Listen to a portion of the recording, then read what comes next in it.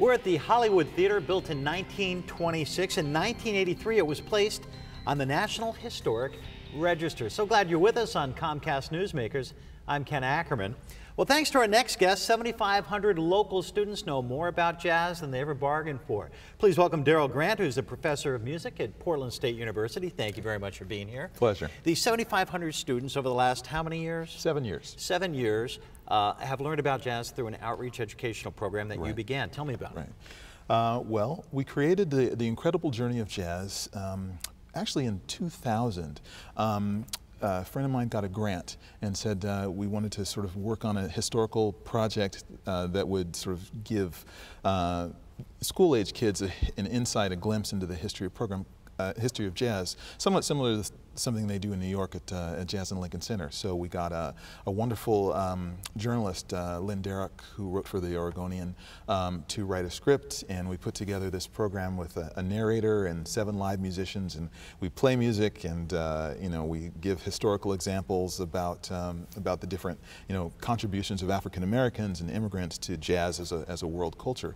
And we first brought that into a school in 2000, and when the Jazz Festival started, we connected with them, the Portland Jazz Festival, and have been presenting it as part of the education program for the Jazz Festival for the past 7 years at schools all over Multnomah County. Darrell, how did you become affiliated with the Portland Jazz Festival? Oh, well, the executive director of the Portland Jazz Festival, Bill Royston, is an old friend of mine, and when they started the festival here, he approached me about being involved with the education aspect of the festival. And so we've been presenting this Journey of Jazz program in conjunction with the festival, as we will be doing this year. So we'll do 5 shows. Usually we do 1 public show and then 4 shows in middle schools. So we'll be doing that February 21st through 25th in concurrence with this year's festival. Now, when you go into a school and the class is told, hey, we're going to learn about jazz now, how does that go over when they first hear we're going to learn about jazz with music scene the way it is these days? Well, the first thing is that we go in as an assembly. So the thing that they're told is that we're not going to class today. We're going to go to the gym, and some musicians are going to play. And so they're usually really enthusiastic. And the thing that I've found is that it is so rare now, unfortunately, for kids to actually see live music played. I mean, they see some on TV, but they haven't actually been close to these instruments. So sometimes they're like, what is that big thing? Well, that's an acoustic bass. Here's what it sounds like. So it's really, it's really inspiring. So it's a live performance. It is a live performance. Oh, okay. Yeah. All right. So yes, we go in and we perform the pieces. We have there's a whole narration about the history of jazz from slavery times all the way to its sort of dispersal throughout the world and international influences. And so we actually play the music for them, and they get to hear it. And then we have images that are broadcast that are shown on a screen that they can see. How is the jazz scene in Portland?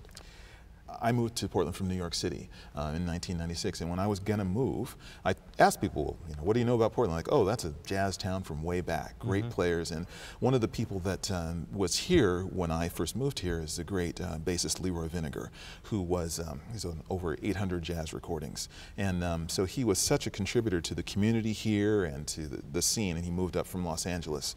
And a great influence on me. So I was actually inspired to create an institute at Portland State University called the Leroy Vinegar Jazz Institute, and it's sort of dedicated to jazz's role for jazz in the community, both as a tool for education for young people, outreach to bring communities together, whether it's musical communities or social communities, and then also to document this incredible history of jazz in the Pacific Northwest, which is kind of an untold story, or at least it was at the time. The great thing about jazz is that it was born here in America, and it expresses so much about American culture and who we are as a people. Jazz is also, for me, I mean, it's such a creative art form, and I feel like I love going into a grade school or middle school and I give these kids permission to scat sing, to move around, to move their bodies, and there's so much creativity inspired in it. All right, and the next time you come on, you've got to promise to bring an instrument, will you? I play piano, so I could bring a small... I know that. I know that. So we'll just make this table a piano. Okay, that would work for me. Have you ever seen Big? We go right on the table. Yes, that's right. All right, Darrell, thank you very much. Darrell Grant, Professor of Music at Portland State University. Thanks for watching Comcast Newsmakers. I'm Ken Ackerman. Make it a great day.